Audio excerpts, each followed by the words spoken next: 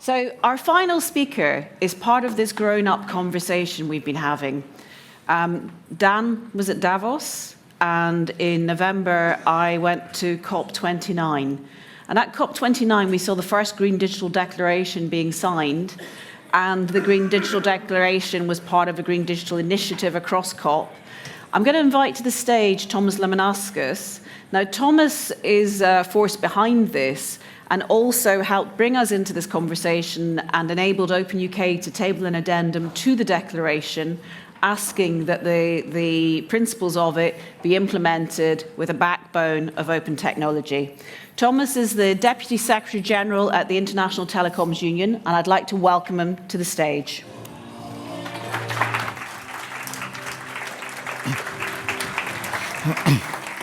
Thank you very much, Amanda, and thank you very much, Open UK, for allowing me to be today to share a perspective of UN Agency for Digital Technologies, ITU, and especially on a topic that's probably a bit different from the topics we heard before about environmental sustainability, obligations, or responsibilities of the industry.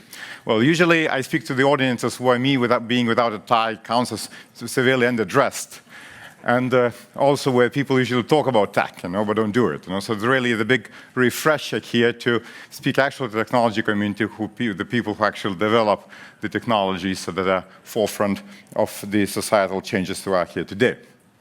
So again, I'll speak about sustainability, but before, it's important, of course, to link ourselves why open tech is important for ITU. And then, of course, big thanks to Open UK and Amanda for really bringing that topic into ITU from our standardization activities to development activities. And actually, open technologies have been a vital place in our work and shaping our sustainable digital development work around the world. Actually, already since 2016, we have ITU Resolution 19. It's all UN talk, but basically that's how our member states and broader membership tells us what to do, that requires us to integrate open source into our standardization process. And we have a number of initiatives that builds the digital development on open tech. For example, our recent Open Wallet initiative, together with Linux Foundation and the government of Switzerland, and as well as other partners, works on using open standards for globally interoperable digital wallets to bring the digital payments, digital IDs, and others around the world. So this is part of our work. This is part of our DNA. Now, back to the climate change and climate crisis. So why it's important and what are we doing about that? Well, I think now we all feel, the effects of climate crisis in our daily lives. It's not just about something we read in the papers or academic journals. 2024 set an unfortunate record of being the hottest year on the record. And that actually the first year where the global temperature threshold exceeded 1.5 degrees Celsius, which is the global threshold, beyond which we start seeing irreversible effects to the climate change. So we need digital solutions that would help us to fight that challenge. So if done right, however, those digital solutions really can have a very positive impact.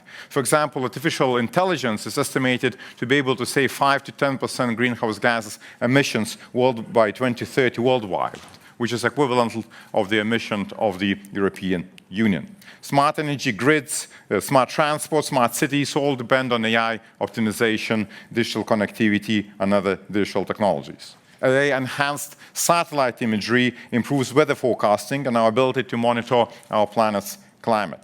Digital solutions are also key to adaptation, for example, saving lives through timely disaster warnings. Yet, however, effects of digital, and especially AI, is also not one-sided and not all positive. So big tech, and we can see that in actual emissions of big tech firms. And actually, big tech firms' emissions in the last 5 years climbed by 50%. Their energy consumption doubled.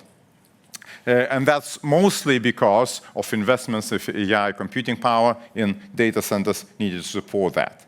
So this has wrecked the net zero roadmaps that the industry was very proud of and actually set back the work on ensuring that the industry meets net zero obligations by quite a few years.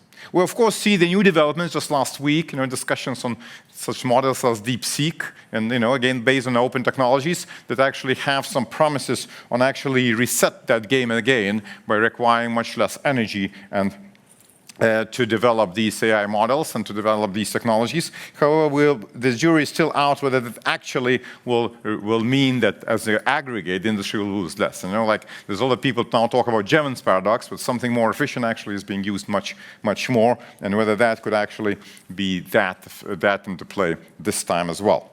It's also, we need to talk also about e-waste. So actually, our industry throws a lot of garbage out, and that garbage contains a lot of hazardous materials and some very useful minerals that we not recycle. Actually, by 2030, we'll be throwing out around 82 million tons of e-waste, and only 20% of that is recycled over around the world. So we as a global tech sector have responsibility to actually meet up those challenges and actually clean our own act. So now last COP29 that Amanda mentioned, Azerbaijan, Baku, an annual UN climate conference, was very important for the digital industry. It's actually featured the first digitalization day as part of an official COP presidency action agenda. So that means it's not just a digital industry coming there, but actually, presidency, Azerbaijan said, okay, this is important. And we've seen the first declaration on green digital action launched there, which demonstrates political commitment to really bring digital fully in the climate agenda. We had 76 countries endorsing that declaration. We had nearly 1,800 companies, organizations, and other non-state entities, among them Open UK. It was very great to see Amanda in our roundtable, again with a very strong statements of the role of open technologies in this regard. So this declaration is a call and promise for our industry, first of all, to leverage digital for climate monitoring, mitigation, adaptation, as well as take responsibility and cut our own tech-related footprint. It's also the natural progression of Green Digital Action Initiative, the partnership that you launched 2 years ago ahead of COP28, and I have to say it was inspired in COP26 in Glasgow, where was an invitation of the Open UK there to actually take an action in this regard. And we, as an industry, started to really make a difference. We have a group of 50 core partners that agreed to work on a certain breakthrough areas to make sure the digital industry rises to the responsibility of fighting climate crisis. We work on transparently tracking and reducing tech-related emissions. We work on developing and adopting green standards, fostering a circular economy, leveraging telecommunications for life-saving disaster alerts, advancing climate solutions through open data, facilitating the green transition of across industries. And we just launched our new green computing pillar, where we bring industry together to look at how AI systems, software, cloud compute hardware,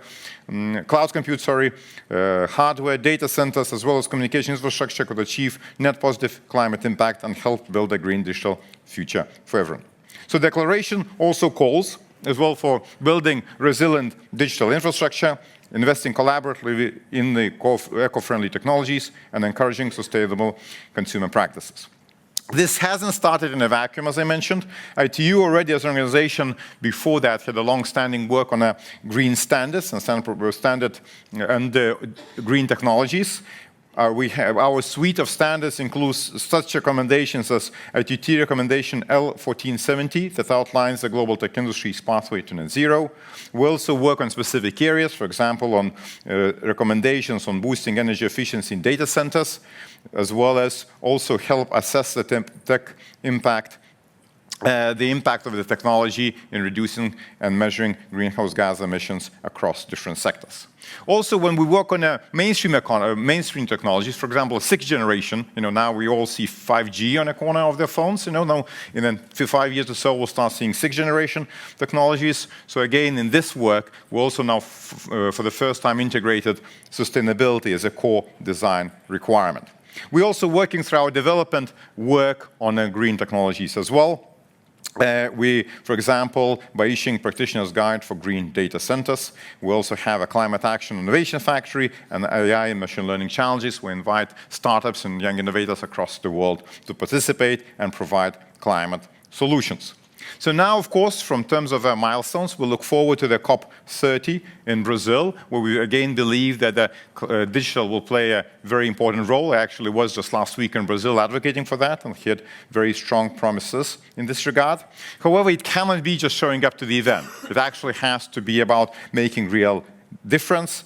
And for me, this difference is across a few pillars. First, about implementing and making sure that we're delivering on green digital action commitments and making digital industry emissions Data also readily available.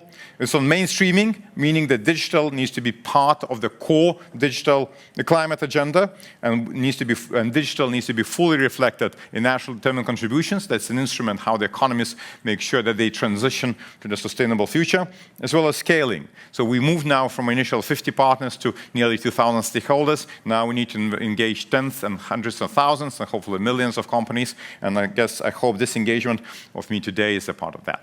So finally, just a few milestones in your head as well. So this year, again, scaling a public engagement. We'll have our first Green Digital Action Summit during the Giantex Europe in Berlin on May 23rd, which will be the first time in between COPs we'll be bringing our community together. We'll discuss green AI solutions at our AI for Good Global Summit, which was taking place between 8th and 11th of July in Geneva. And we, of course, will be working throughout with you and broader tech community to make sure that our industry raises to our responsibilities. Thanks very much. Thank you, Amanda. Thanks, OpenUK. Thank you. Thank you.